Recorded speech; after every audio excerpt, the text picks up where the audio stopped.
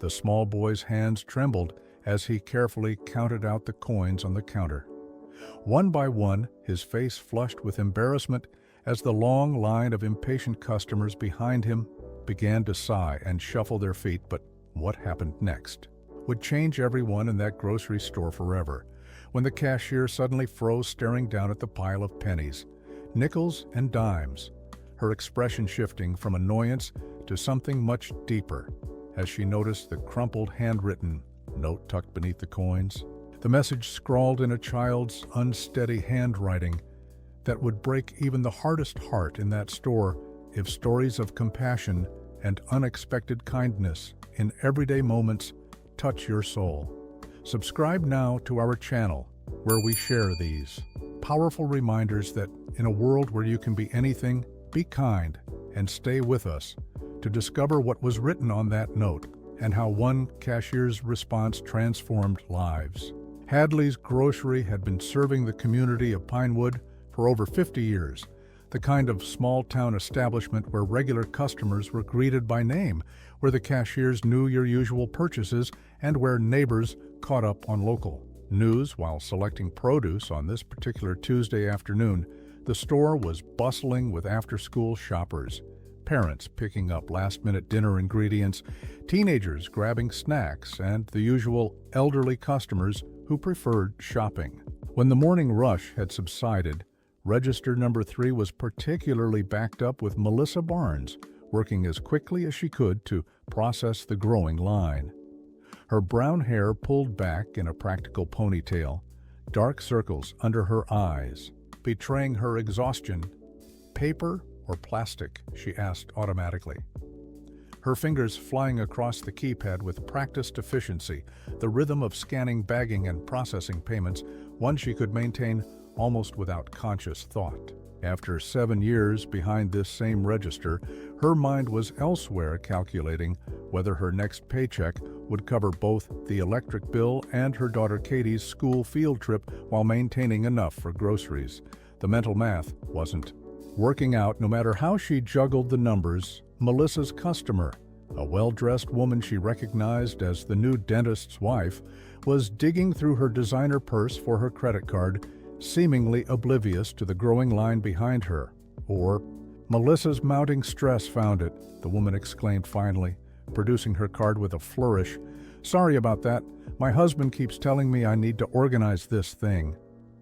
Melissa managed a polite smile as she processed the payment, handed over the receipt, and began scanning items for the next customer, her gaze briefly flickering to the large round clock above the store entrance. 5 more hours to go in her shift. Then home to relieve the neighbor, watching Katie, then cooking dinner, homework, bath time, and hopefully a few precious hours of sleep before starting it all again tomorrow. The endless treadmill of single motherhood on minimum wage, plus whatever meager tips customers occasionally left in the jar by her register. 3 customers later, she noticed him. A small boy no more than 8 years old, standing alone in line, clutching a plastic shopping basket with both hands, his blue jacket slightly too large for his thin frame, a mop of unruly brown hair falling across, serious eyes that seemed to be counting and recounting the items in his basket. Melissa felt a twinge of concern. Unusual to see a child shopping alone, especially one so young. But Pinewood was the kind of community where people still left doors unlocked and children still played unsupervised in neighborhood yards. Perhaps his parent was elsewhere in the store or waiting in the car. The customers ahead of him moved through the line one by one until finally the boy stepped forward, setting his basket on the counter with careful deliberation. "Did you find everything you needed today?" Melissa asked automatically, then really looked at what he was purchasing: cold medicine, cough syrup, throat lozenges, and a small bunch of slightly wilted daisies marked down for quick sale, an unusual collection for a child his age. The boy nodded solemnly, not meeting her eyes as he began to reach into his pocket. "Is your mom or dad with you today?" she asked gently, sensing his nervousness. The boy shook his head. "My grandma's sick," he explained, his voice quiet but determined. "She's coughing real bad, and I wanted to help."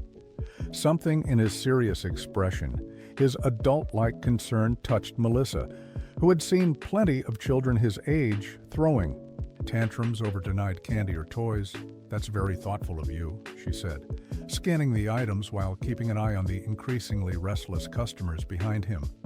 A businessman checking his watch repeatedly, a mother with a fussing toddler, a teenage girl scrolling through her phone with obvious impatience. Melissa announced the total. "That'll be $27.43. The boy's face fell slightly, but he squared his small shoulders and reached deep into his jacket, pulling out a Ziploc bag heavy with coins, mostly pennies, nickels and dimes with a few quarters mixed in. He carefully upended the bag onto the counter, the coins scattering slightly, some rolling toward the edge before Melissa could stop. "Them? I've been saving?" He explained, his voice dropping even lower as he began methodically sorting the coins into piles, a flush creeping up his neck. As he became aware of the size and muttered comments from the line behind him, Melissa felt a stab of recognition, remembering herself at a similar age, counting out carefully saved pennies for a birthday gift for her own mother. The shame of holding up the line, the pride of making the purchase herself. The complicated emotions etched on. This boy's face mirrored memories she had almost forgotten. She glanced at her manager, Thomas Wilson, who was watching from his position near the customer service desk, his expression making it clear that he expected her to move the line along efficiently. "Take your time, sweetheart," she said softly, ignoring both Thomas's pointed look and the increasingly vocal frustration behind the boy. "Let's count it together."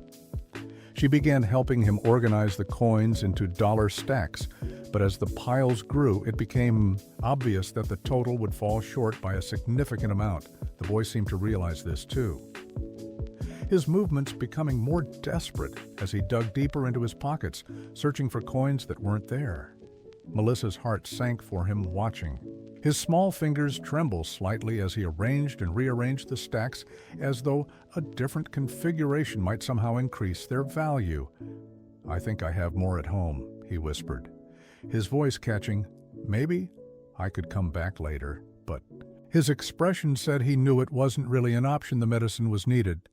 Now someone in line called out, "Can we move this along?" And the boy flinched visibly, his shoulders hunching as though trying to make himself smaller. Melissa felt a flash of protective anger toward the impatient customers, even as she understood their frustration. It was then, as the boy made one last attempt to reorganize his insufficient funds, that she noticed it. A folded piece of paper tucked beneath the last coins, partly revealed by their movement, a note written in the careful block letters of a child learning penmanship. Thomas Wilson had been store manager at Hadley's Grocery for nearly 15 years and had developed a reputation for running a tight ship. His emphasis on efficiency and adherence to corporate policy had earned him consistent praise from regional management but limited affection from his staff. He prided himself on knowing every rule in the employee handbook and enforcing them without exception, which was why Melissa's actions had caught him so off guard. He had been prepared to step in and suggest the boy return when a parent could assist with proper payment, the standard procedure for such situations. Instead, he found himself watching as a spontaneous collection began to form at Register 3. "I'd like to contribute too," said an elderly man stepping out of line at Register 4 to approach Melissa's counter. "My wife has been ill, and I know how expensive medications can be." He placed a $5 bill beside the growing pile, his gnarled hands trembling slightly with age. Thomas glanced between the money on the counter and Melissa's face, uncertain how to proceed.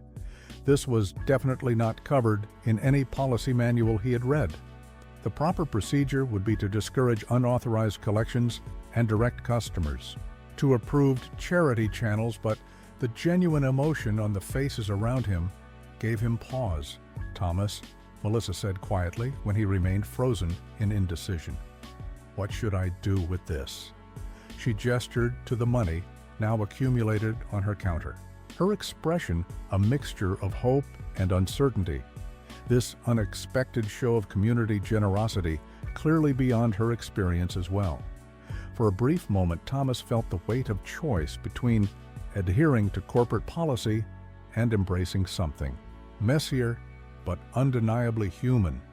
He looked toward the door through which Ethan had just disappeared, then back at the waiting customers, their faces now showing interest rather than impatience, the atmosphere in the checkout area having transformed into something expectant, almost ceremonial. "Let me get an envelope from the office," he said. Finally making his decision, "We'll set this aside for the Murphy family, and I'll deliver it personally." The words surprised him, even as he spoke them, a departure from his usual by-the-book approach, but somehow they felt right, even necessary in this moment. The tension in Melissa's shoulders visibly relaxed at his response, her relief palpable. "Thank you," she mouthed silently, before turning back to her register to continue processing the growing line, which now moved with notably less impatience, customers exchanging comments about the boy and his grandmother. In the back office, Thomas found himself searching through his mental Rolodex of Pinewood residents trying to place the Murphy name. The town was small enough that most faces were familiar, if not all was attached to names. The yellow house on Maple Street that would be Margaret Murphy. He realized with a sudden clarity, a retired school teacher who had taught elementary school for over 40 years, including a year when Thomas himself had been in 3rd grade, a formidable woman with a reputation for strictness but absolute fairness.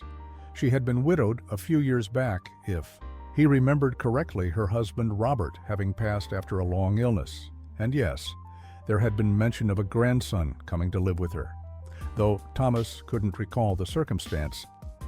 He returned to the front with a company envelope and a small notepad, quickly jotting down Ethan's name and address. As Melissa recounted them between customers, the impromptu collection continuing to grow as word spread through the store. "Mrs. Peterson over in produce wants to contribute," reported Carla, one of the younger cashiers, bringing over additional cash, and the Hendersons said to add this. By the time Thomas sealed the envelope 30 minutes later, it contained nearly $200 gathered from customers and staff alike, including $50 from Thomas's own wallet, a contribution that had surprised even himself. "I'll drop this by on my way home," he told Melissa, who was finally experiencing a lull in customers, "and check on their situation to see what else might be needed." Melissa nodded, her expression a mixture of gratitude and something else, perhaps reassessment, as though seeing her typically rigid manager in a new light. "I get off at 8, she said after a moment's hesitation. "I could go with you if you want. I mean, it might be less alarming for the boy to see a familiar face." Thomas considered this, then nodded, appreciating the thoughtfulness of her suggestion. "I'll wait for you then," he agreed. "We can go together." The remainder of Melissa's shift passed in a blur of transactions and conversations, each interaction now colored by the afternoon's events. Customers who had witnessed Ethan's situation stopped to comment, many adding to the envelope, others simply acknowledging what they had seen with approving nods or kind words from Melissa herself. The simple act of compassion had altered something in the store's atmosphere, a current of connection flowing beneath the ordinary commerce, the boy's vulnerability and Melissa's response having touched something fundamental in those who had witnessed it. By closing time, Melissa's feet ached from standing, her back protested the long hours of bending to bag groceries, but her spirit felt lighter than it had in months. She thought of Katie waiting at home with Mrs. Gonzalez from next door, how she would need to call and explain her delayed return, the additional babysitting cost this would incur, but somehow these practical concerns seemed manageable in light of the day's events, as though putting them in proper perspective. A child worried about his grandmother's health certainly outweighed her own temporary inconvenience. She messaged Mrs. Gonzalez explaining the situation and receiving a supportive response. "Take your time, Melissa. This is important. I've got Katie covered." Thomas was waiting by the time clock, when Melissa punched out the envelope secure in his jacket pocket. His usually stern expression softened with purpose. "My car's out back," he said, leading the way through the employee exit. "It's not far to Maple Street." The evening air held the crispness of early spring, a welcome freshness after hours. In the artificially lit store, Melissa breathed deeply as they walked to the parking lot, trying to process the events of the day and her unexpected alliance with Thomas, a man she had previously regarded as little more than a corporate rulebook in human form. "What you did today," Thomas said as they settled into his sensible sedan. With the boy and his coins, it was against policy. Melissa tensed, preparing to defend her actions, but he continued before she could respond. "But it was the right thing, the human thing." He glanced at her briefly before starting the engine. "Sometimes I forget that part of the job, dealing with people, not just procedures." The admission clearly difficult for him to make. "Thank you for the reminder." Melissa blinked, surprised by this vulnerability from her typically rigid manager. "I just did what anyone would do," she replied. Though even as she said it, she knew this wasn't necessarily true. Many would have simply explained to Ethan that his money wasn't enough, would have followed procedure rather than compassion. "Not everyone," Thomas said, echoing her unspoken thought as he navigated the quiet streets of Pinewood toward Maple. "That's why it matters." They drove the remaining blocks in contemplative silence, each absorbed in their own reflections on the day's events and what would await them at the yellow house with the bird feeder. As they turned onto Maple Street, Melissa felt a flutter of nervousness. What if Margaret Murphy resented their intervention, found it presumptuous or intrusive? What if Ethan had misrepresented the situation? What if their well-intentioned gesture created embarrassment rather than relief? These concerns multiplied as Thomas parked across from the modest yellow house, its porch light glowing softly in the gathering dusk. A handmade wooden bird feeder hanging from the maple tree in the small front yard, exactly as Ethan had described. "We're ready?" Thomas asked, his hand on the car door handle. Melissa nodded, though her apprehension remained as they approached the house. She noticed details illuminated by the porch light: peeling paint on the window frames, a missing shingle or two. On the roof, small signs of deferred maintenance that spoke of limited resources. Despite the property's overall neatness, the walkway had been recently swept, the modest flower beds, tidy even in their winter dormancy, a home cared for with pride. Despite challenges, Thomas rang the doorbell and they waited, hearing the shuffle of footsteps from inside. Then the door opened, revealing Ethan, his serious eyes widening in recognition. "You're the lady from the store," he said, looking at Melissa. Then, glancing curiously at Thomas, "Is something wrong?" Before either could respond, a voice called from deeper in the house, "Ethan, who is it?" followed by the sound of coughing. "It's the cashier from Hadley's grandma," Ethan called back, "and someone else." He turned to them with a child's directness. "Grandma's resting, but she's awake. Do you need to talk to her?" Melissa exchanged glances with Thomas, suddenly uncertain about how to explain their presence. The envelope of money now seeming potentially intrusive in the face of this child's dignified concern for his grandmother. "We wanted to check on you both," Melissa said gently. "Make sure you got home. Okay with the medicine?" Ethan nodded solemnly. "I gave Grandma the medicine right away, like the instruction said, and she's already coughing a little less, I think." He reported with the seriousness of a doctor delivering a prognosis. "Would you like to come in? I can make tea. Mrs. Gonzalez next door showed me how," the adult phrasing coming from this small boy tugged at Melissa's heart, a child taking on responsibilities far beyond his years. She recognized from her own childhood the premature maturity that came from caring for an ailing family member. "That would be nice." "Ethan, thank you," Thomas replied with unexpected gentleness as Ethan led them into a modest living room, furnished with well-maintained but clearly aged pieces.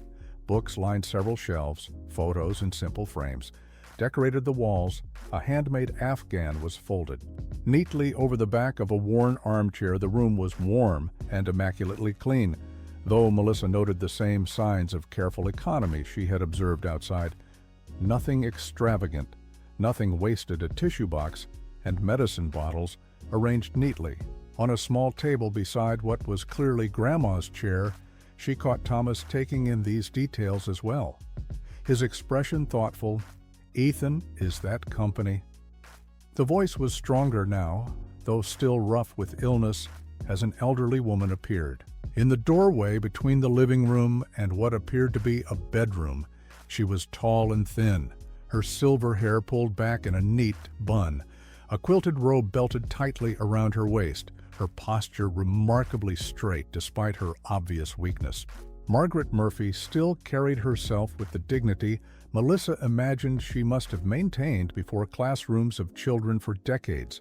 Mrs. Murphy Thomas stepped forward. "I'm Thomas Wilson, the manager at Hadley's Grocery, and this is Melissa. Barnes, one of our cashiers. We hope we're not intruding." "The store?" Margaret's confused gaze shifted to Ethan, who suddenly looked apprehensive. "Ethan, what have you been up to?" The boy shifted from foot to foot. "I just went to get your medicine." "Grandma," he explained, his voice small, "the cough syrup we had wasn't helping, and you kept saying you'd go tomorrow, but you were too sick and I had my savings." His words tumbled out now. "I didn't do anything wrong, I promise. I was careful crossing the streets and everything." Margaret's expression softened as she looked at her grandson. "Oh, Ethan," she sighed, moving to sit in her armchair, clearly needing the support. "We've talked about this. You can't go to the store alone. You're only 8 years old." "He was very responsible, ma'am," Melissa interjected, wanting to ease the boy's distress. "Knew exactly what he needed and was very polite." Margaret glanced at Melissa, taking her measure, then looked back at Ethan with a mixture of exasperation and pride. "That still doesn't explain why the store manager is in my living room." She noted her direct gaze returning to Thomas, who cleared his throat. "Perhaps we could explain, Mrs. Murphy, if you're feeling up to a conversation." Margaret gestured to the sofa across from her chair. "Please sit, Ethan. Why don't you get our guests some water while we talk?" A gentle dismissal, giving the adult space to speak freely. Ethan nodded clearly, relieved to have a task heading toward what Melissa presumed was the kitchen once he was out of earshot. Margaret addressed them directly.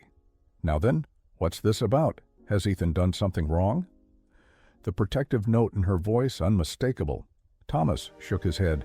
"Quite the opposite. Mrs. Murphy, your grandson, showed remarkable character today." He proceeded to explain the scene at the register. Ethan's careful counting of coins. The note they had discovered, Margaret's expression shifting from concern to surprise, and finally to something more complex, a mixture of pride, worry, and what Melissa thought might be embarrassment. "I had no idea he'd taken money from his savings jar," she said quietly, "or that he'd gone to the store alone. I was resting and thought he was reading in his room. He's always been so responsible. I sometimes forget he's just a child." Melissa recognized in Margaret's voice the struggle of someone unaccustomed to receiving help, the subtle shame of having needs exposed. "We understand completely," she assured the older woman. "But what happened after Ethan left the store is why we're really here." She nodded to Thomas, who withdrew the envelope from his jacket. "Your grandson's actions touched many of our customers, Mrs. Murphy," he explained. "When they realized what he was trying to do, they wanted to help. This is from them, from all of us, really." He extended the envelope toward Margaret, who made no move to take it, her expression guarded. "We don't accept charity," she said, her voice firm despite her illness. "We manage just fine. Grandma always says we take care of ourselves." Ethan's voice came from the doorway, a tray with water glasses clutched carefully in his small hands, his expression solemn. "She says we don't need handouts." He set the tray down, with deliberate concentration, managing not to spill a drop. Margaret's expression softened as she looked at her grandson. "That's right, Ethan. We're Murphys, and Murphys are independent." The pride in her voice mingled with something else, perhaps. The recognition of what that independence cost this child who should be playing with friends rather than counting coins for medicine. Melissa caught Thomas's eye, seeing her own concern reflected there, the envelope still extended awkwardly between Them, Mrs. Murphy, Melissa began carefully. I understand your feelings, I truly do, but this isn't charity, it's community. She chose her words with deliberation. When people saw what Ethan was trying to do, how much he cares for you, they were moved. They wanted to be part of his effort to help you, just as I imagine you've been part of this community for many years as a teacher. The mention of her profession caused Margaret to look up sharply. How did you know I was a teacher? She asked. Thomas smiled slightly. You taught me, Mrs. Murphy, 3rd grade 1985. You probably don't remember, but you helped me learn multiplication when I was struggling. Had me stay after school for 2 weeks until I got it. Margaret studied his face recognition. Slowly dawning Tommy Wilson, she said finally. Always organized, always following the rules precisely. A small smile touched her lips. You were very concerned about doing things exactly right. Thomas nodded his usual stiffness, softening. Still, I most of the time, he admitted. But today, your grandson reminded me and a lot of other people that sometimes doing the right thing matters more than doing things right. He set the envelope on the coffee table, not forcing her to take it, but leaving it within reach. This isn't charity, Mrs. Murphy, it's a thank you for raising the kind of child who would empty his piggy bank to help his grandmother, a child who reminds us all to be better people. The following morning, Melissa woke earlier than usual, her mind still processing the events of the previous day. Despite her exhaustion, she had slept poorly, fragments of memory interweaving with thoughts of Ethan and his grandmother Margaret's proud refusal of help, her own childhood struggles, the surprising alliance with Thomas, the unexpected revelation of shared purpose. Across their usual divide of manager and employee, she moved quietly through her morning routine, careful not to wake. Katie, who needed every minute of sleep before school, preparing lunches, checking homework, signing permission slips. The familiar choreography of single motherhood performed in the pre-dawn stillness. At breakfast, Katie noticed her distraction. Mom, are you okay? You keep staring at nothing. Melissa focused on her daughter's concerned face, so like her own at that age. Perceptive and watchful. I'm fine, sweetie, just thinking about something that happened at work yesterday. She hesitated, then decided Katie was old enough to understand. A little boy came in trying to buy medicine for his sick grandmother with coins he'd saved. He didn't have enough money, but he was trying so hard. Katie's eyes widened with interest. What happened did. You help him? Melissa nodded. I did, and then lots of other people helped too. It turned into something much bigger than I expected. That was nice of you, Mom, Katie said, with the straightforward approval of childhood. You always say we should help people when we can. Melissa smiled, touched by her daughter's simple validation. Yes, I do say that, don't I? Sometimes I forget to follow my own advice. She glanced at the clock. Time to finish up. We need to leave in 10 minutes, as they walked. To the bus stop later, Katie's hand warm in hers. Melissa found herself looking at her neighborhood with new awareness.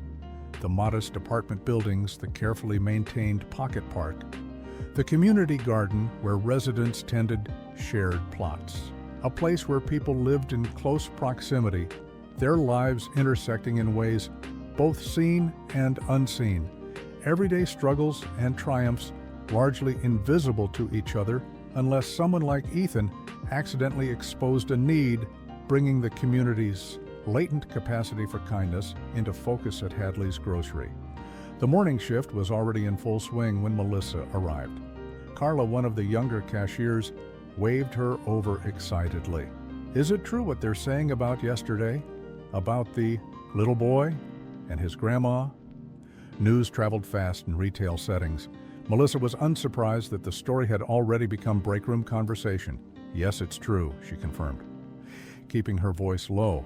His name is Ethan, he's 8, and his grandmother is a retired teacher they're managing, but it's not easy. Carla's expression softened. My grandma raised me too after my mom left. It's hard on them. You know, taking on kids when they should be enjoying retirement, Melissa nodded, appreciating the young woman's insight. Exactly, and they're proud. don't want to accept help even when they need it. Thomas called a staff meeting for this afternoon. Carla informed her, said he wants to discuss a new community initiative, something about a senior assistance program. Do you know anything about that? Melissa shook her head.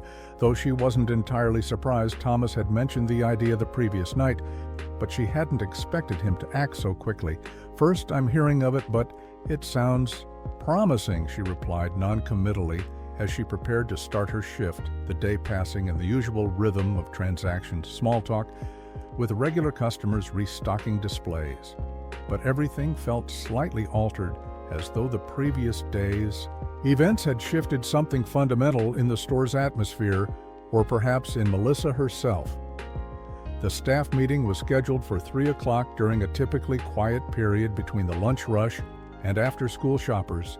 Melissa was surprised to find not just employees gathered in the break room, but several community members as well, including Dr. Jensen from the pharmacy next door, Pastor Martinez from the community church, and Elena Rodriguez, who ran the senior center. Thomas stood at the front of the room looking uncharacteristically energized. "Thank you all for coming," he began, "especially our community partners who responded so quickly to my calls this morning." He proceeded to explain yesterday's incident with Ethan carefully, respecting the family's privacy while conveying the essential situation.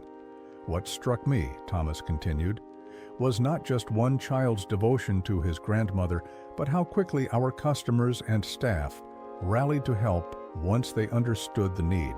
I believe this reveals something important about Pinewood, about who we are as a community and what we could accomplish with more organization and intention." He outlined his vision for what he was calling the Pinewood Neighbors Program, a collaborative effort between the grocery store, the pharmacy, the church, and the senior center to identify and address needs, particularly medical ones, among elderly residents. Hadley's corporate has already approved matching funds for any community contributions, he announced, and Dr. Jensen has offered to provide medications at cost for program participants. Melissa listened with growing amazement. This was a side of Thomas she had never seen before. Passionate, articulate visionary, a far cry from the rule-bound manager who typically occupied that body pastor. Martinez raised his hand. "The church can provide transportation for medical appointments and pharmacy runs. We already have a volunteer driver program for Sunday services." Elena nodded enthusiastically. "And the senior center can serve as a coordination point.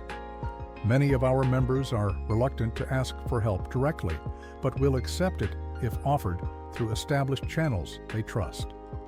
The conversation flowered with ideas, resources, connections, everyone building on Thomas's initial concept, expanding it into something more comprehensive than he had likely envisioned. When the discussion turned to identifying those in need without causing embarrassment, Melissa found herself speaking up. "The approach matters as much as the help itself," she said, drawing on her own experience.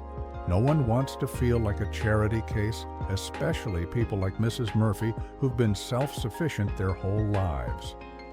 Heads nodded around the room in Mumamo, understanding, perhaps framing it as a community membership program, she suggested, where everyone contributes according to ability and benefits according to need, that preserves dignity while acknowledging interdependence. Thomas caught her eye, across the room nodding in approval. "Excellent point. Melissa, perhaps you'd be willing to help develop the outreach materials language that respects privacy and independence while still offering genuine assistance." As the meeting continued, Melissa felt something unexpected, a sense of purpose beyond the daily grind of scanning groceries, making change, cleaning spills. The routine tasks that paid her bills but rarely engaged her deeper capacities. Here was something meaningful, something that utilized her understanding of pride and need, her empathy for both those who struggled and those who wished to help, but didn't know how. She found herself volunteering to serve on the program's organizing committee alongside Thomas, Dr. Jensen, and Elena, her perspective as both a store employee and someone who had experienced financial hardship herself, providing valuable insight. The meeting concluded with concrete next steps assignments. resources, timelines, a plan taking shape from what had begun as one small boy counting coins at her register. After the meeting, Thomas approached her as she prepared to return to her register. "Thank you for your input, Melissa," he said with uncharacteristic warmth. "Your suggestions about dignity and approach, they're crucial to getting this right." Melissa smiled, feeling oddly shy under his appreciation. "It's a great initiative, Thomas. I'm happy to help." She hesitated, then added, "It's nice to see this side of you. I didn't know you had community organizing skills hidden under all those corporate policies," a teasing note entering her voice. Thomas actually laughed a sound. She realized she had rarely heard from him. "Neither did I," he admitted. "Sometimes we surprise ourselves, I guess." Their eyes met in a moment of shared purpose, an unexpected connection forming across their usual hierarchical divide. As she resumed her position at Register 3, Melissa found herself thinking about Ethan and Margaret, wondering how they were doing. Today, whether the medicine was helping, whether the boy was feeling less burdened by adult worries, she made a mental note to stop by their house again, perhaps with Katie this weekend, bringing a casserole or soup, something that could be offered as neighborly rather than charitable, the beginning of what she hoped might become a genuine friendship. Born from an encounter that could have been merely transactional, but had instead opened into something transformative for all involved, the simple act of a child counting coins having rippled outward, touching lives in ways no one could have predicted. Walking Ethan home in the early evening light, Melissa listened as the children continued their animated conversation, Katie extracting a promise from Ethan to bring his bird identification book. Next time, Ethan's still glowing with the simple joy of friendship, something Melissa suspected had been in short supply during his nomadic earlier life with his mother. When they arrived at the yellow house, Margaret was waiting on the porch, a small woman with a cane seated beside her, Mrs. Alvarez. "From next door," Margaret explained as they approached, "has been keeping me company while Ethan was away." Introductions were made, the elderly neighbor studying Melissa and Katie with undisguised curiosity. "So you're the grocery store angel Margaret's been telling me about," she declared with the directness of advanced age. "Good to see young people looking out for others these days." Melissa felt herself blush at the unexpected title. Hardly an angel. Mrs. Alvarez, just someone who happened to be in the right place at the right time. The older woman made a dismissive gesture. "Modesty is fine, dear, but don't discount kindness. It's rare enough these days to deserve acknowledgement." Ethan was already telling his grandmother about the pizza. Making the blanket fort the new books he'd discovered, his usual reserve replaced by enthusiastic descriptions. Katie adding details. Whenever he paused for breath, the two women exchanging amused glances at this torrent of excitement.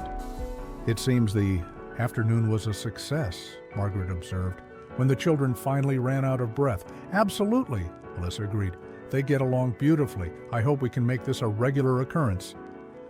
As they prepared to leave, Katie impulsively hugged Ethan, who looked startled but pleased by the gesture. "See you at school on Monday," she reminded him. "You can sit with me at lunch if you want." Ethan nodded solemnly. "I'd like that," he replied before running inside, presumably to put away his backpack, and continued telling his grandmother about his adventures. Mrs. Alvarez watched the interaction with approval.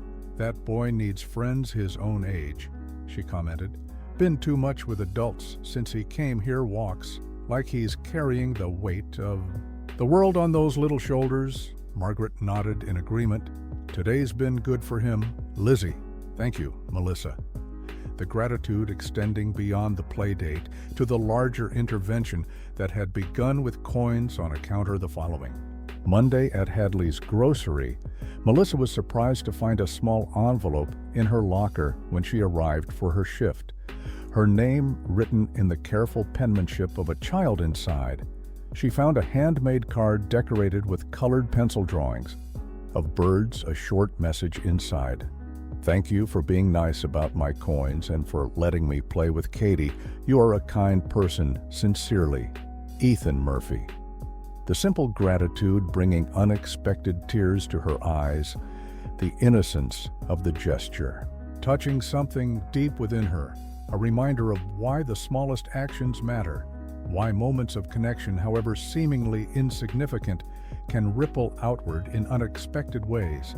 She tucked the card carefully into her purse before heading to the break room for the weekly Pinewood Neighbors Committee meeting, finding Thomas already there, setting up chairs with uncharacteristic energy.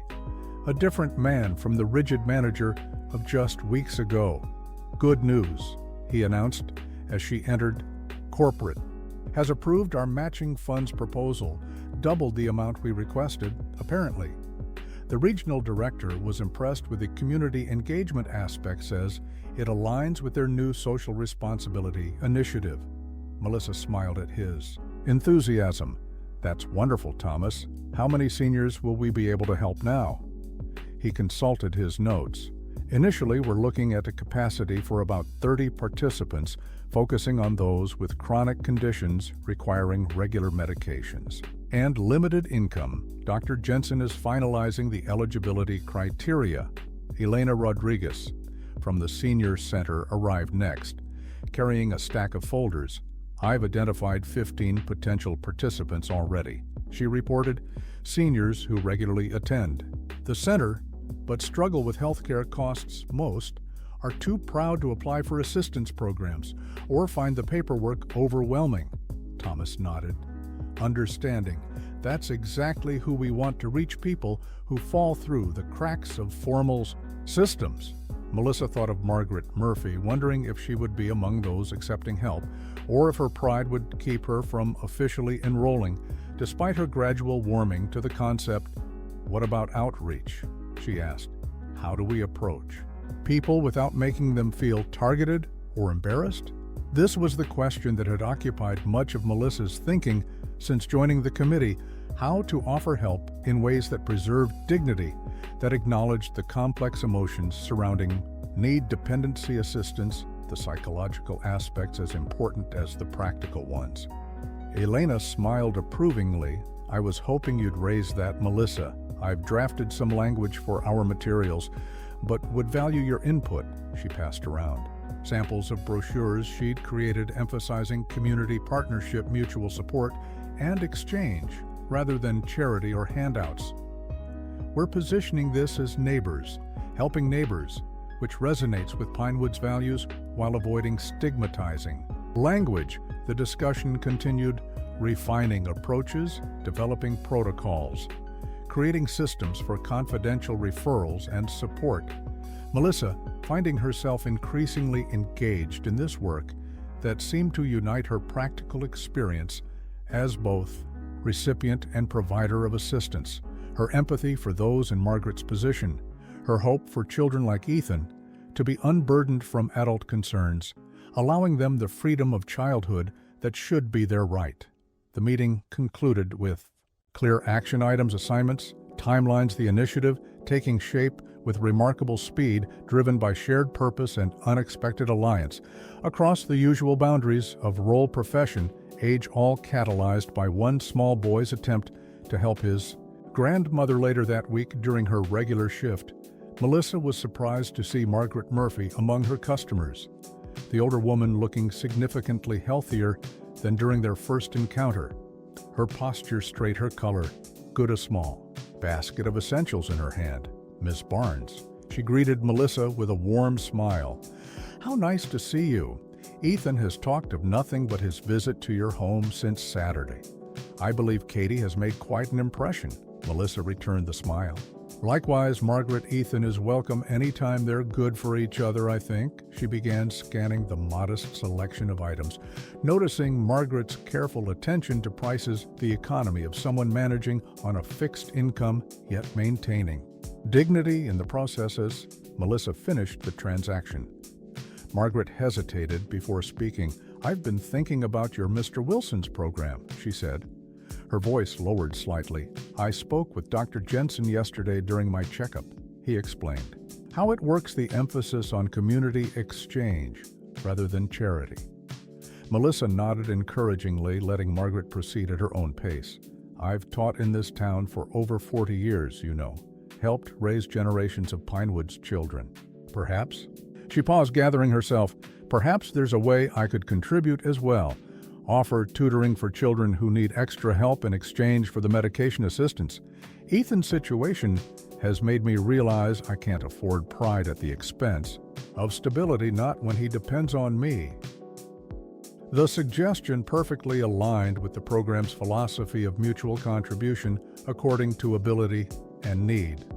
That sounds wonderful, Margaret, Melissa responded warmly. Your teaching experience would be invaluable. Many families can't afford private tutoring, but need the help. Margaret's expression lightened visibly.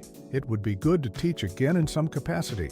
Keep my mind sharp, my skills relevant, and it would set the right example for Ethan about community interdependence. This shift from reluctant recipient to active participant, representing significant evolution in her thinking. I'll mention it to Thomas and Elena. I know they'll be thrilled we're having another committee meeting tomorrow. As Margaret prepared to leave, she paused. Ethan asked me to invite Katie over this Saturday for lunch and bird watching. If that's convenient for you both. Apparently, there's a cardinal nest in our oak tree that she simply must. See?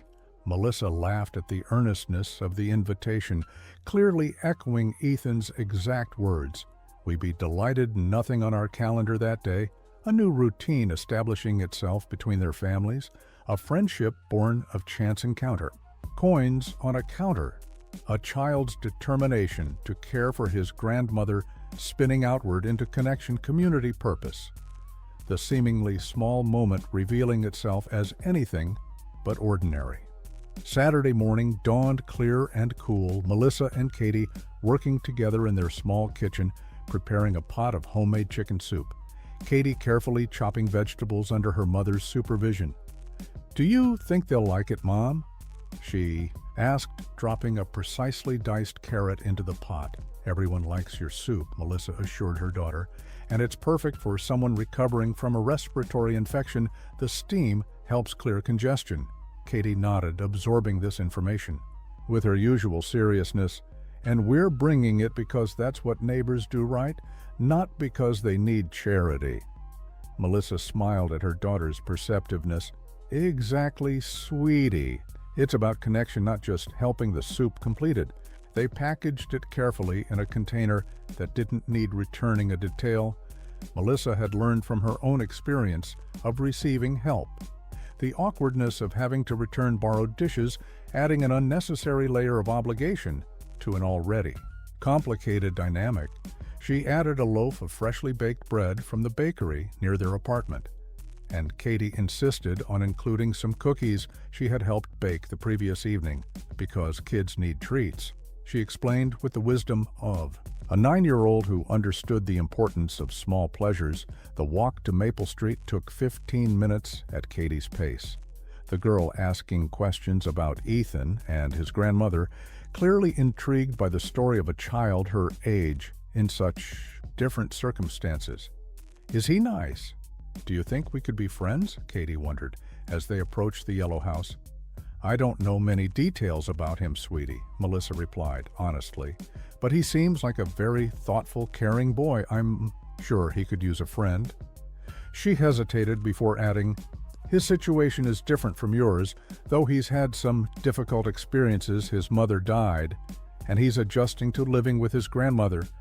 We should be sensitive to that," Katie nodded, her expression serious. "I'll be nice, Mom, I promise." Melissa squeezed her daughter's hand. "You always are. That's one of the things I love most about you." The bird feeder in the front yard was now filled with small birds flitting back and forth, suggesting someone in the household was feeling well enough for outdoor tasks. An encouraging sign. Melissa rang the doorbell, feeling less apprehensive than on her previous visit, the sense of intruding having been replaced by genuine concern and interest in this family's well-being. The door opened, revealing Margaret Murphy, looking notably better than she had 3 days earlier. Though still pale, her silver hair now neatly styled her clothing, casual but pressed. "Mrs. Barnes," she said, with a smile of recognition. What a pleasant surprise. Her gaze shifted to Katie standing beside Melissa. And who might this be? Melissa introduced her daughter. This is Katie. She wanted to meet you and Ethan after hearing about your family. We brought some soup, thought it might help with the last of that cough. Margaret's expression warmed further. How thoughtful, please come in. Ethan is in the backyard. He's been cooped up with me all week and needed some fresh air. They followed Margaret through the house, which in daylight revealed more of its character bookshelves, overflowing with well-read volumes, photographs documenting what appeared to be generations of students, alongside family pictures, framed certificates, and teaching. Awards a home that spoke of a life dedicated to education and family. The backyard was small but meticulously maintained, a wooden swing hanging from the branch of an old oak tree. A small vegetable garden laid out in neat rows, though not yet planted. For the spring, Ethan sat cross-legged under the tree, a book open in his lap. So absorbed he didn't notice their arrival until his grandmother called his name.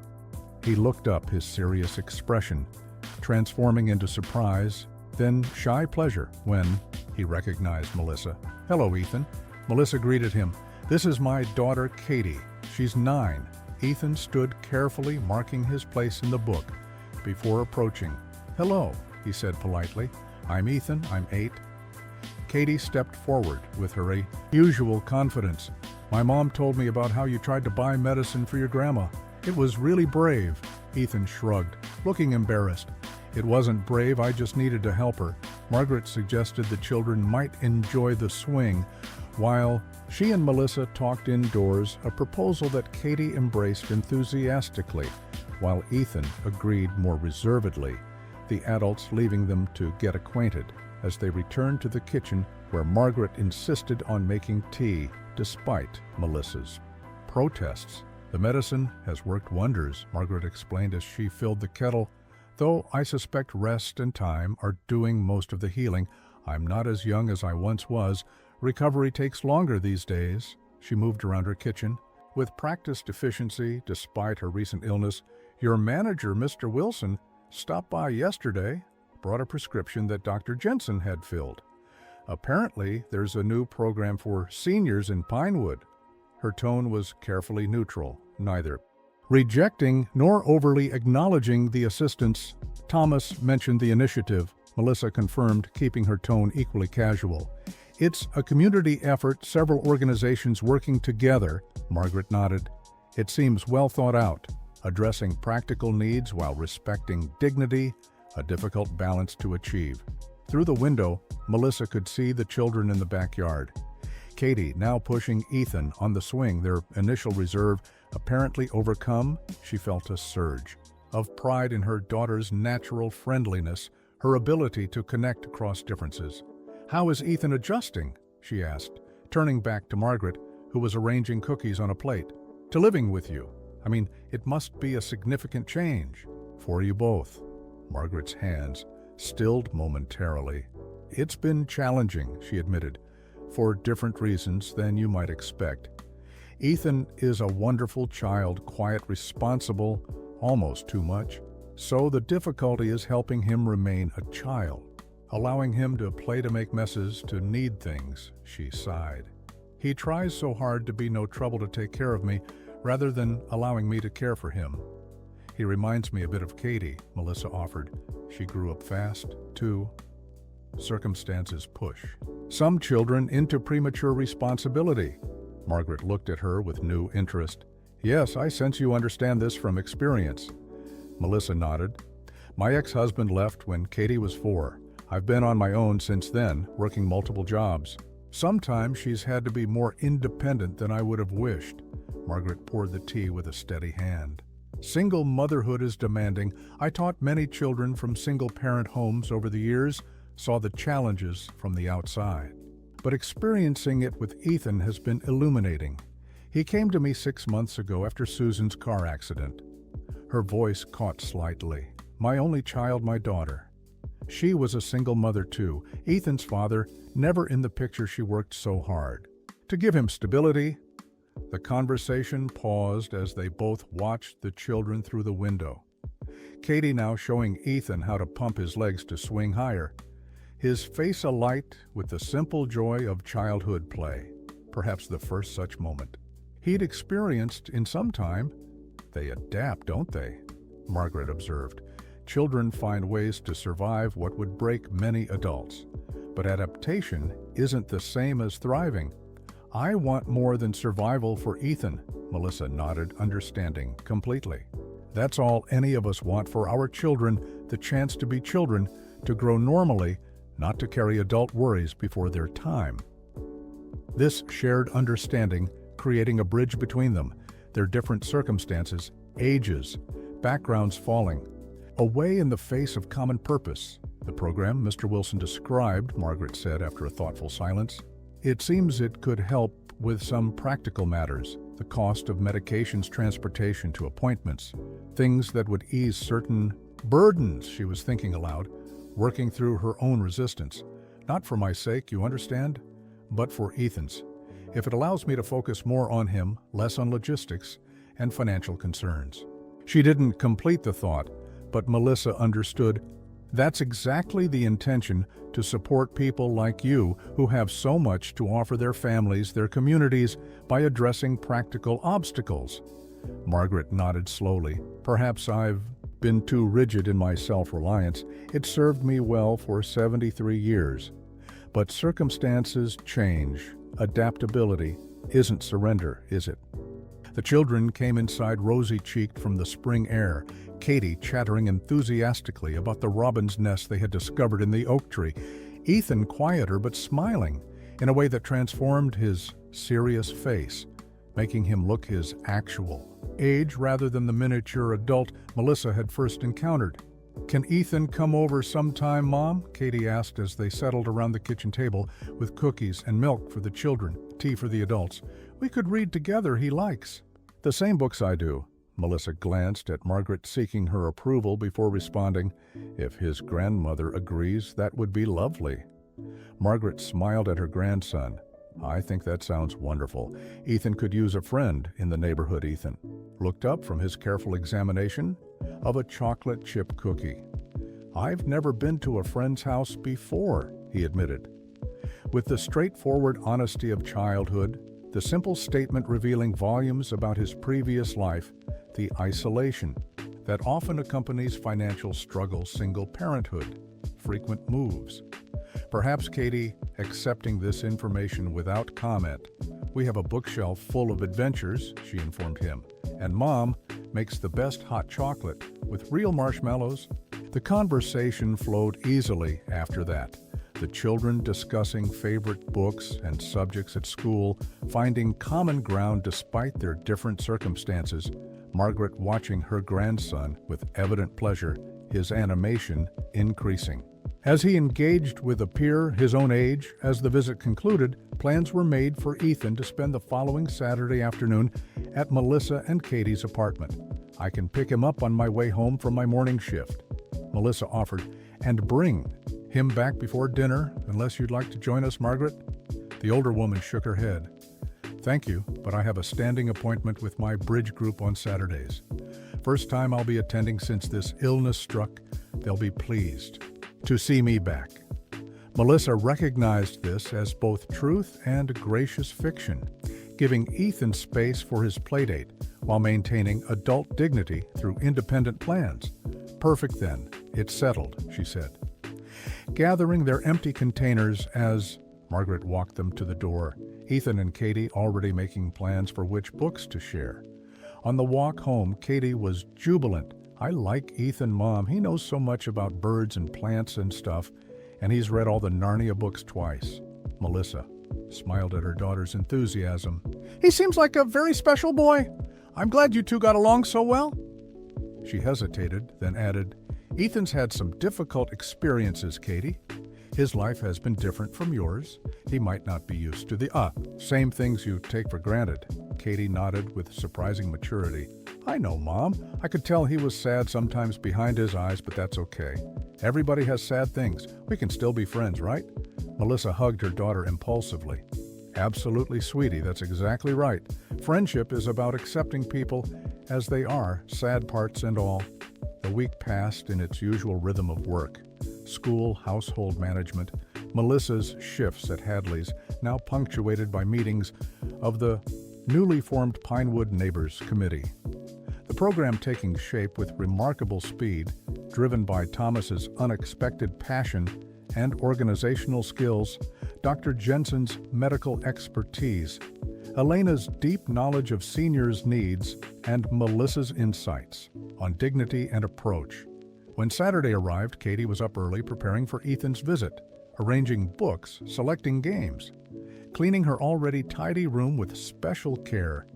"He might not have many toys at his house, Mom," she explained when Melissa commented on her efforts. "I want to share my good stuff with him," the observation both accurate and compassionate, bringing tears to Melissa's eyes at her daughter's intuitive kindness. Melissa picked up Ethan at the agreed time, finding him waiting. On the porch, with a small backpack neatly packed, Margaret standing behind him with a hand on his shoulder. "He's been ready since breakfast," she confided with a smile. "First playdate is a big occasion." Ethan seemed simultaneously excited and nervous. Checking the contents of his backpack repeatedly, "I brought my favorite book to show Katie," he explained, "and Grandma made cookies to share." The homemade cookies carefully wrapped in wax paper, a reciprocal gift acknowledging the soup from their previous visit, maintaining balance in the emerging relationship between the families. "That's very thoughtful." "Ethan, Katie will be thrilled," Melissa assured him as they walked toward her apartment building, Ethan taking in the different neighborhood. With curious eyes, Katie was waiting at the window when they arrived, bouncing with excitement.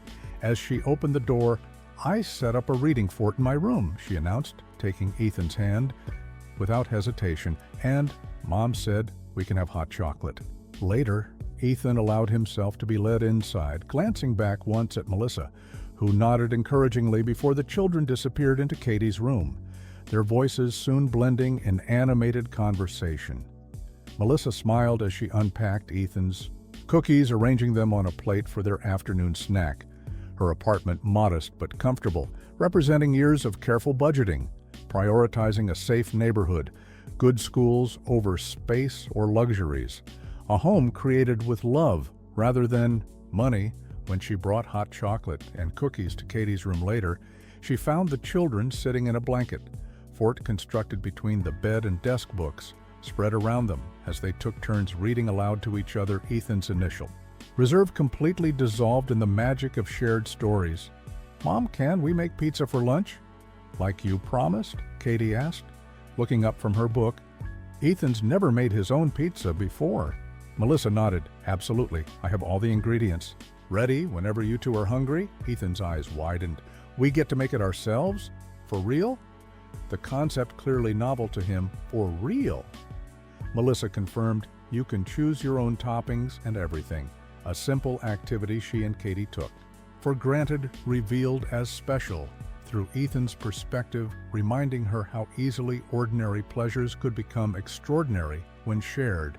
The pizza making was a joyful mess, flour dusting countertops, cheese scattered beyond the boundaries of crusts, toppings arranged in creative patterns. Ethan initially hesitant about the disorder, but gradually relaxing into the fun of creation. "Grandma and I are always very careful in the kitchen," he explained as he meticulously placed pepperoni in a perfect circle. "We don't like to waste food." Melissa nodded, understanding the economy of those living with limited resources. "That's very responsible, Ethan, but sometimes a little mess is part of the fun, especially when we're learning and creating," she demonstrated, by sprinkling extra cheese with deliberate abandon, making both children giggle. See, mistakes and messes can be delicious too. As they ate their creative concoctions at the small kitchen table, Melissa observed the growing ease between the children, Katie's natural exuberance balanced by Ethan's thoughtfulness, their differences, creating complementary harmony rather than discord. Ethan gradually sharing more about his life with his mother before the accident. "We moved a lot, but Mom always made sure I had books. She said books can go anywhere with you." His matter-of-fact acceptance of instability, touching in its resilience. Now Grandma's house has so many books. She says we could open our own library. Katie nodded. Enthusiastically, maybe we could make a book exchange. Bring some of your books here and take some of mine there. Then we'd both have new stories. The afternoon passed quickly, filled with reading game stories, the easy camaraderie of childhood when Melissa checked the time, realizing they needed to leave soon to return Ethan home. Both children protested, "But Mom, we haven't finished our chapter." Katie objected, Ethan looking equally disappointed. "And I didn't get to show him how to play Mancala." Melissa promised they would have more playdates, perhaps even extending to a full day during spring break.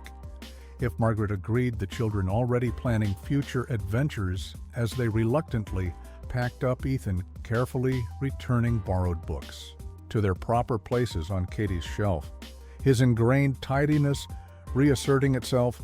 "Thank you for having me," he said with formal politeness as they prepared to leave.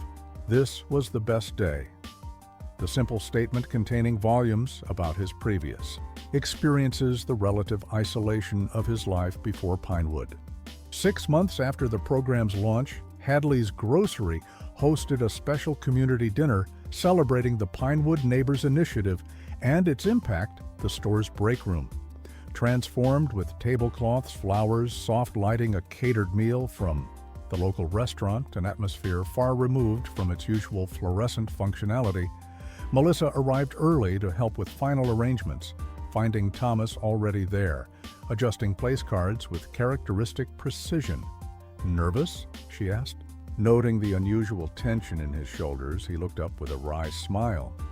"Is it that obvious? Regional director will be here along with the mayor, not my usual crowd." Melissa straightened a centerpiece. "You'll be fine, Thomas. Just talk about what matters, the real stories. That's what people connect with." Guests began arriving, a diverse cross-section of Pinewood seniors from the program, participants, children who had benefited from tutoring, community partners who had contributed resources and expertise, the space filling with conversation, laughter, a sense of shared accomplishment. Margaret and Ethan entered together, the boy looking handsome in a button-down shirt that Melissa suspected was new, Margaret elegant in a simple dress. Her silver hair arranged with care. Ethan immediately spotted Katie rushing to her side to share some urgent news, while Margaret joined Melissa and Thomas. "Quite the transformation," she observed, glancing around the decorated room. "From grocery store to gala." Thomas nodded, accepting the compliment. "We wanted to mark the occasion properly, celebrate what we've accomplished together."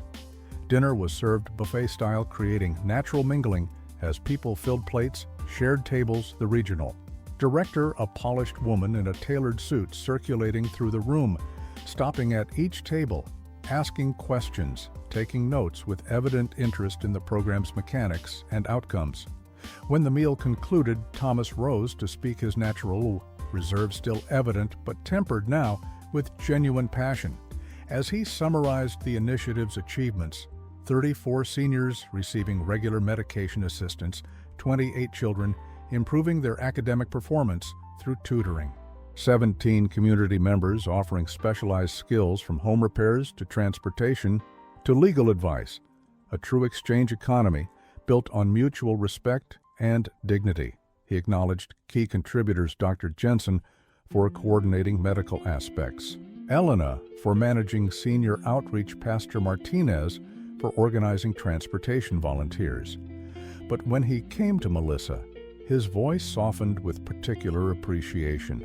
And Melissa Barnes, whose compassionate Register 3 started everything, who showed us that sometimes the most significant changes begin with the smallest actions, with seeing another person, truly seeing them in a moment of vulnerability.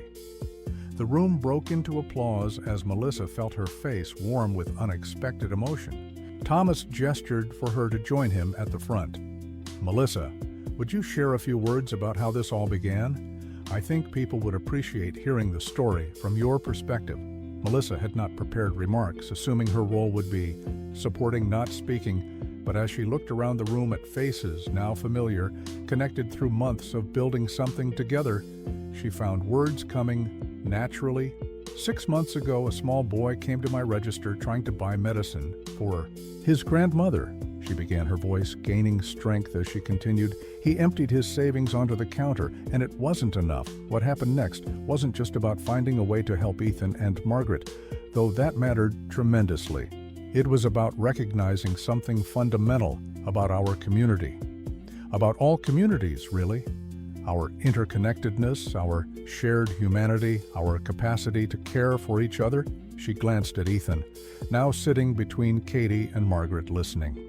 With solemn attention, that day could have ended differently. We all could have gone back to our separate lives, unchanged.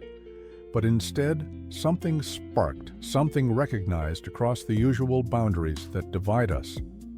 She looked at Thomas, acknowledging their unlikely alliance. We discovered that everyone has something to contribute.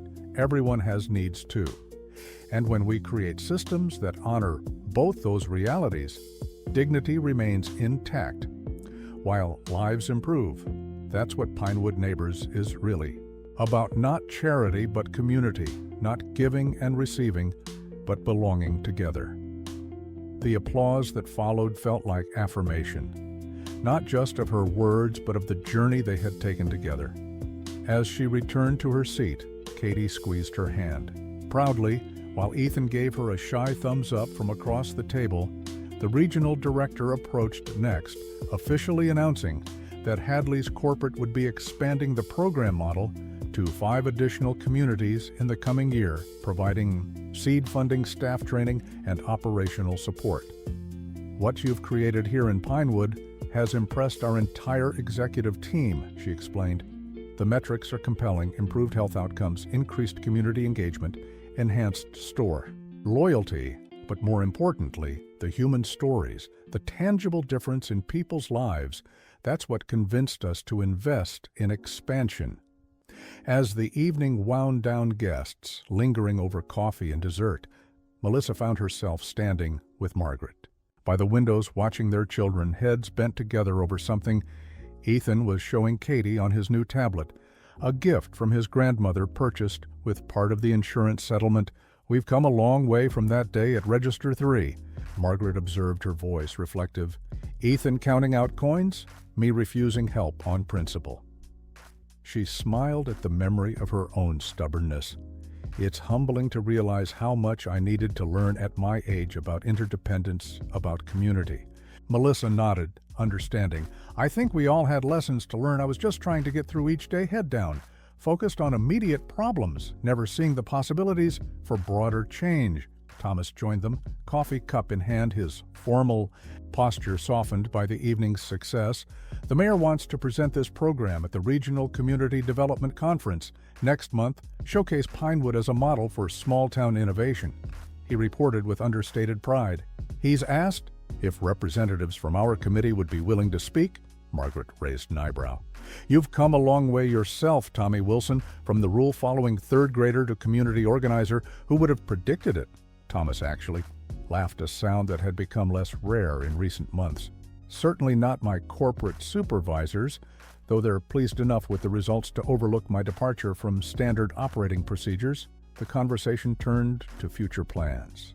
Expanding the tutoring program to include technology skills, creating a transportation cooperative for medical appointments, establishing a community garden where seniors could share agricultural knowledge with younger residents while accessing fresh produce, their vision growing as their confidence and connections deepened. Melissa watching this evolution with wonder, remembering the isolated, exhausted woman she had been just months earlier, focused solely on survival, now part of something larger, something meaningful that utilized her gifts while meeting her needs as well. Katie had made new friends through her connection with Ethan, was thriving academically.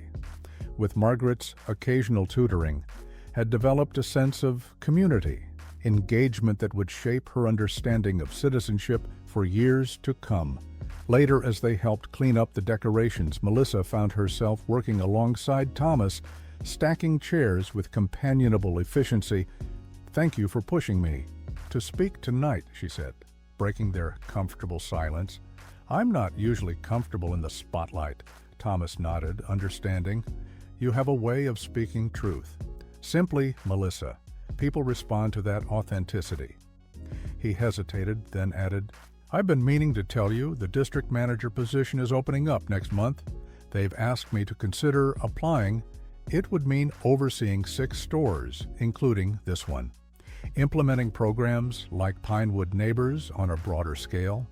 Melissa felt a mixture of happiness for his opportunity and concern about losing his presence. You'd be perfect for it, Thomas, but we'd miss you here. He arranged the last chair with precision. Actually, I'd still be based primarily in Pinewood, just traveling to other locations regularly, and I'd want to make sure the right person takes over day-to-day management here, someone who understands what we've built, someone with both practical experience and vision. His gaze met hers meaningfully. Someone like you, Melissa Barnes. She stared at him, momentarily speechless. Me? A manager? Thomas? I don't have the qualifications, the education, the training. He shook his head, dismissing these concerns. You have everything that truly matters. Melissa, leadership, compassion, problem-solving skills. The rest can be learned. Think about it. That's all I'm asking. The position would mean better pay, benefits, opportunities for advancement, stability for you and Katie. The Pinewood Neighbors program launched officially in early May with a small ceremony at the community center.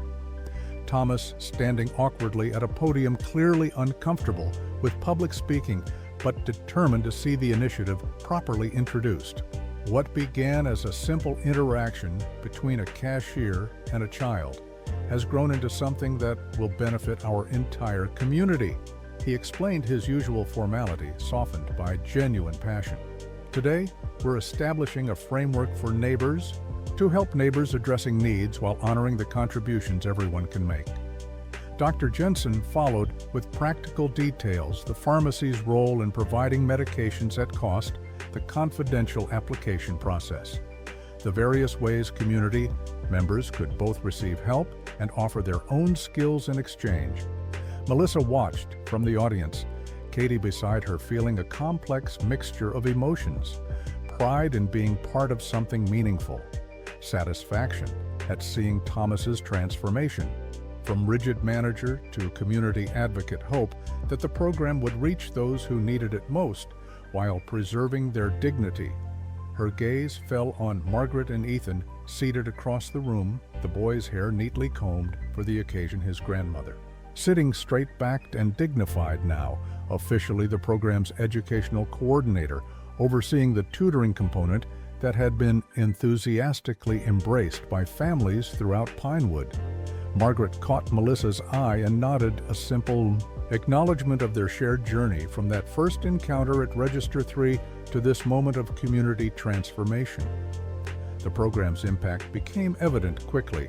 Elena reporting at their monthly committee meeting that 28 seniors had enrolled exceeding their initial projections. What's most remarkable, she noted, is how many have found ways to contribute in return. Margaret's tutoring program has 12 volunteer teachers, now mostly retired educators working with 35 children. Thomas nodded his satisfaction, evident. And Dr. Jensen reports medication compliance has improved significantly among participants. They're not splitting pills or skipping doses to save money. Melissa shared her own observations from conversations with customers at Hadley's. There's less stigma than we feared. People see it as a community resource, not charity, especially with the exchange component. Spring blossomed into summer, the children's friendship deepening through shared adventures, Ethan gradually shedding some of his premature adulthood, rediscovering play imagination, freedom under Katie's joyful influence, while Katie gained something valuable from Ethan too, a certain thoughtfulness, awareness of the world beyond. Her immediate experience appreciation for stability she had previously taken for granted. The family's lives increasingly intertwined through weekly visits, shared meals, occasional joint outings to the park or library, Margaret and Melissa discovering their own friendship across generational lines, built on mutual respect and shared concern for their children. Melissa sometimes found herself seeking Margaret's advice on parenting challenges, while offering her own perspective on navigating modern systems that often bewildered the older woman. A warm June evening, as Melissa sat on Margaret's porch, watching the children examine insects in the yard, their excited voices carrying through the twilight air, Margaret brought out glasses of lemonade. Settling into the wicker chair beside her, "I received a letter today," she said after a comfortable silence. "From the insurance company. They're finally processing Susan's life insurance policy. Apparently, there was some issue with the paperwork." She sipped her lemonade carefully. "It's not a large amount, but enough to make a significant difference for Ethan's future. Perhaps even start a modest college fund." Melissa squeezed her friend's hand, understanding the complex emotions such news would bring both relief at the financial breathing room and renewed grief at the circumstances behind it. "That's wonderful, Margaret," she said gently. "Susan would be glad to know Ethan's future is more secure." Margaret nodded, blinking back tears. Yes, she was always so concerned about providing for him, doing it all alone. She watched her grandson pointing out something to Katie, his face animated with discovery. "He's different now. You know, since that day at the grocery store, since meeting Katie, since the program began, he laughs more, behaves more like a child should." Melissa followed her gaze, seeing what Margaret meant. The gradual unburdening of a child who had carried too much for too long. "Children are remarkably resilient when given the chance," she observed, "when adults shoulder the responsibilities that should never have been theirs." Margaret turned to her with unexpected intensity. "That's what I want to thank you for, Melissa. Not just the practical help, but for giving Ethan back his childhood." She gestured toward the playing children. "Watch them. They're completely absorbed in the moment, not worried about medications or bills or whether there's enough. That's how it should be." Melissa felt tears prick her own eyes. "We all played a part, Margaret. You, Thomas, the whole community, but mostly Ethan himself. His courage in trying to help you that day at Hadley's, his willingness to put your needs before his own, that's what started everything." Margaret smiled, acknowledging the truth. In this, he has his mother's heart. That boy, her determination too, though I pray his path will be easier. The conversation shifted to practical matters, the tutoring program's expansion plans for fall, a potential partnership with the local community college, additional funding sources that Thomas was exploring. The back-to-school supplies initiative Hadley's would be launching in August. These discussions, now familiar, comfortable part of their shared commitment to strengthening the community safety net they had helped create. As dusk deepened, the fireflies emerged, creating nature's light show, the children's excitement reaching new heights as they attempted to catch the glowing insects in cupped hands. "Mom, look," Katie called. "We caught one, come see." Melissa and Margaret rose together, crossing the yard to share in this simple wonder, Ethan's face illuminated both by the firefly's glow and by uncomplicated joy, something that would have seemed impossible months earlier when he stood counting coins at Register 3. Later, as Melissa and Katie walked home through the quiet streets of Pinewood, Katie skipping ahead, occasionally twirling in leftover excitement, Melissa found herself reflecting on the extraordinary chain of events that had unfolded from one ordinary moment at work. The seemingly small decision to help a child trying to buy medicine for his grandmother had rippled outward, touching lives throughout the community, creating connections where none had existed before, transforming not just Ethan and Margaret's circumstances, but her own as well. She had discovered capacities within herself she hadn't fully recognized before: leadership, empathy, vision, found purpose beyond the daily transaction of groceries, and change found community beyond her small circle of immediate concerns. Her thoughts were interrupted by Katie running back to her. "Mom, can we invite Ethan to my birthday party next month? And his grandma too?" Melissa smiled at her daughter's enthusiasm. "Of course, sweetie. They're practically family now." Katie nodded, satisfied with this answer. "That's what I told Ethan, that we're like family now, even though we're not related by blood. the simple wisdom of childhood cutting. Through complexities to essential truth. Exactly, Katie. Sometimes the families we choose are as important as the ones we're born into. She took her daughter's hand as they continued homeward, the evening air. Soft around them, the neighborhood familiar, yet somehow new, seen through the lens of greater connection, deeper belonging. At home preparing Katie for bed, Melissa's phone chimed with a text message from Thomas, unusual for him to contact her outside work hours. Just heard from corporate they want to feature the Pinewood Neighbors program in their national newsletter as a model for other stores. Might need quotes from you as one of the founders would. That be okay? She smiled at the formal phrasing so characteristic of Thomas, even in text messages, but also at the implicit acknowledgement of her role in creating something meaningful, significant enough to be recognized beyond their small town. She typed back, "Happy to help. Let me know what you need." Before adding, after a moment's hesitation, "Couldn't have done it without you. Thomas, your leadership made this happen." His response came quickly. "Teamwork, Barnes. All of us together, that's what community means." A simple statement that captured the essence of what they had built. A silence fell over the room. Margaret's gaze fixed on the envelope, her expression unreadable. Ethan looked between the adults, sensing the tension, though clearly not understanding its source. Melissa noticed his small hands twisting the hem of his shirt, an unconscious gesture of anxiety. She remembered Katie doing the same when worried. Finally, Margaret sighed, the sound containing a lifetime of pride, determination, and perhaps recognition of changing circumstances. "Ethan," she said, her voice gentler than before, "would you please get my glasses from the bedroom? I need to see something clearly." The boy nodded eagerly, happy to be useful, once again, disappearing down the hallway. Once he was gone, Margaret addressed them in a lowered voice. "I don't want him to think we need help," she explained. "He's already taken on too much responsibility for a child his age. But since Robert, my husband, passed last year, and then Ethan's mother, my daughter." She paused, gathering herself. "After Susan's accident, Ethan came to live with me. It's been an adjustment for us both. He worries too much, tries too hard to take care of me. The role reversal isn't good for him."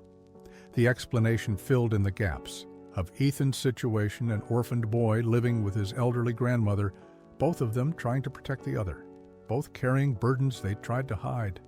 "We understand, Mrs. Murphy," Thomas said quietly, "and we respect your position, but please, consider this not for yourself, but for Ethan's peace of mind. Knowing you have what you need for proper medical care might allow him to just be a child for a while." Melissa nodded in agreement. Children notice more than we think they sense financial stress. They worry when the adults in their lives are struggling. She spoke from personal experience, remembering her own childhood anxiety, watching her mother count pennies at the kitchen table late at night, accepting help when it's offered with genuine goodwill that's teaching him another valuable lesson about community, about interdependence. Margaret's expression suggested she was listening, though not yet convinced. "I've always managed on my own," she said, her voice barely audible, taut. "For 42 years, saved carefully, planned for retirement, never expected to be raising a grandchild at 73, never imagined needing." She didn't finish the thought as Ethan returned proudly bearing her reading glasses. "Here, Grandma, I cleaned them too. They were a little smudgy." Margaret smiled at him, taking the glasses and placing them on her nose with dignity. "Thank you, Ethan. You're very thoughtful." She picked up the envelope, examining it without opening it. "These people at the store, they wanted to help because of what you did?" she asked her grandson, then nodded solemnly. "I didn't ask for anything, Grandma, I promise. I was just trying to get your medicine." Margaret's expression softened further. "I know you weren't Ethan. That's not who you are." She sighed again, this one containing resolution. "Well then, I suppose we should write some thank you notes to these kind people." She carefully opened the envelope, her eyes widening slightly at the contents, though she quickly composed her features. That would be the proper thing to do, wouldn't it? Melissa recognized this for what it was, a graceful compromise. allowing Margaret to accept the help while maintaining her dignity, framing it as teaching Ethan about gratitude and social propriety rather than acknowledging need. "That would be lovely, Mrs. Murphy," Melissa agreed. "I'm sure everyone would appreciate knowing their contributions were helpful." Margaret nodded once decisively. "Ethan has excellent penmanship for his age. We'll work on the notes tomorrow." She tucked the envelope into her robe pocket, then turned to Thomas. "Now, Tommy Wilson, I seem to recall you were good with numbers. Tell me, what else has Ethan's little trip to the store set in motion?" Her directness reminiscent of the teacher she had been for so many years, Thomas straightened unconsciously as though called on in class. "Well, several customers asked if there was a way to help more regularly," he explained.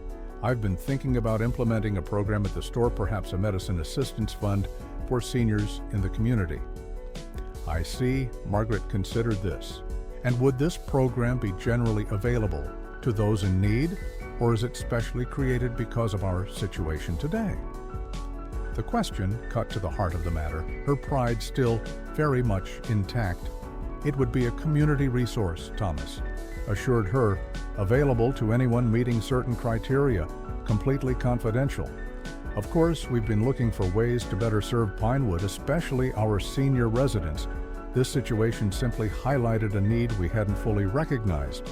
Melissa admired his diplomatic response, which was entirely truthful, while allowing Margaret to see herself as catalyzing positive change rather than being singled out for charity. Then, who had been listening intently, spoke up. "Grandma always says that helping others is important," he offered. "She says it's what makes a community work." Margaret's expression softened as she looked at her grandson. "That's right, Ethan. I do say that, don't I?" She reached out to smooth his unruly hair. "And should remember my own lessons, shouldn't I?" Something in her posture relaxed slightly, the rigid pride giving way to pragmatic acceptance. "Well then, Mr. Wilson, Mrs. Barnes, I believe we've taken enough of your evening. Ethan needs to get ready for bed, and I should rest if I'm going to shake this cough." A polite but clear dismissal as they prepared to leave. Melissa noticed Ethan looking at her with those serious eyes that seemed too old for his face. "Thank you for helping with my coins," he said quietly. "Grandma's medicine is already working. She's not coughing as much." Melissa knelt to his level. "You're very welcome, Ethan, but you're the real hero here. What you did taking care of your grandmother, that's pretty special." The boy shook his head. "It's not special. It's just what you do for family, right?" The simple statement containing wisdom beyond his years. Melissa nodded. "Yes, that's exactly right." She glanced up to find Margaret watching them, her expression now unguarded, revealing both profound love for her grandson and worry about the future. At the door, Margaret shook their hands formally. "Thank you both for your kindness," she said, her teacher's dignity fully intact. "Please convey our appreciation to everyone at the store," Thomas assured her. He would then added, "And Mrs. Murphy, if you need anything at all, even just a delivery, when the weather's bad, please don't hesitate to call the store directly. Ask for me." He handed her his card with the store's number and his direct extension written on the back. Margaret accepted it with a nod, making no promises, but not refusing the offer outright, which Melissa sensed was significant progress. Ethan waved from the porch as they walked back to the car. The yellow house looking somehow less vulnerable, with its lights glowing warmly against the evening darkness as they drove away. Thomas was quiet for several blocks before speaking. 42 years, teaching hundreds of children, including me, and now she's counting coins for medicine. His voice contained a mixture of sadness and determination. "This isn't right, Melissa. We need to do more." Melissa nodded, understanding completely. "Yes, we do, but we also need to respect her dignity, her independence. This isn't just about financial help, it's about honoring who she is while still providing support." Thomas glanced at her with new appreciation. "You understand this well," he observed. Melissa smiled sadly. "When you've been on the receiving end of both thoughtful and thoughtless help, you learn the difference it makes how it's offered matters almost as much as what's offered.